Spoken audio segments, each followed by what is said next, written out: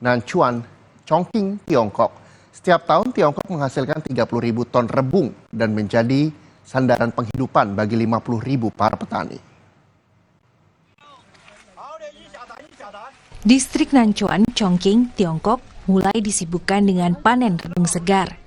Para petani mengenakan topi dan membawa keranjang bambu di punggung mereka untuk memetik rebung.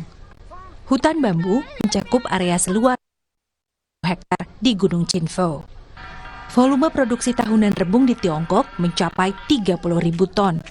Industri yang berhubungan dengan bambu di negara ini menghasilkan 500 juta yuan atau sekitar 1.046 miliar rupiah setiap tahun dan memberi manfaat bagi 50.000 petani.